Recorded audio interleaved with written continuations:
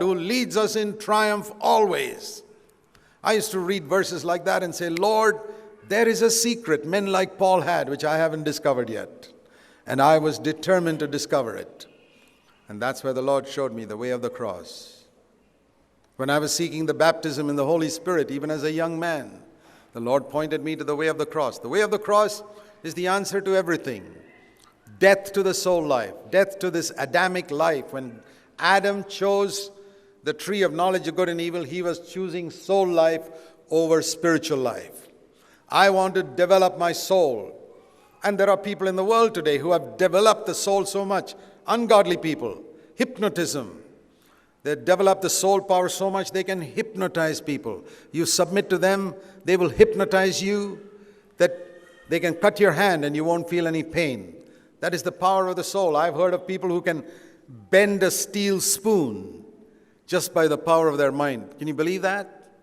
Who can move a physical object with the power of their mind. It's amazing, the power of mind. I'm not asking you to develop all that, but I'm just saying that this is what Adam chose. The way of developing the soul. And yoga and Hinduism and Buddhism have got a lot of this in it. And unfortunately, a lot of Christian preachers, because you don't have discernment, you may not know it, but I can see it when I watch some of these people on Christian television. I can see that is soul. It's not spirit. You know, the deliberate emphasis made in the way they speak to stir your emotions. There are techniques that preachers have developed. Play the music a little softly while I give an invitation. And the people are moved, and sing a song slowly. And move people's emotions. And use certain emphases when you speak. Come to Jesus and do this. You know, this type of stuff. Have you heard it? You watch these TV programs, you'll see it. It's all soul. It's not the way normally speak. He doesn't speak to his wife saying, how are you, darling? They don't speak like that to their wife. That's only to fool you. They don't talk, we are supposed to talk normally. Do you think Jesus spoke in a different way when he preached? He is speaking absolutely normal. Whenever a person speaks in a different tone, you know the guy is being artificial. It's soul power to move people.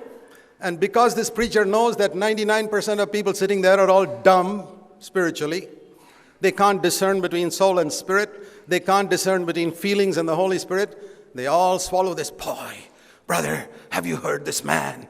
I say, I've heard plenty of people like him.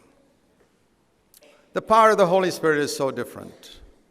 Whenever you hear a man, ask yourself, do you think Jesus would have spoken like that? You see all these people who carry a mic and run up and down the platform. That's why in the CFC we made the platform so small that people won't have place to run around. We eliminate all those preachers automatically. But they run around to just whip up your emotions. And there are other places where they have drums, you know, and they meet in the drum faster and faster and faster, and they bounce on their knees more and more and more. And finally, the Spirit has come. What is this? It's deception. It's baptism of the soul being counterfeited as baptism in the Holy Spirit. Feelings. That is why I tell people, any experience that you had in an emotionally tense meeting, put a big question mark on it.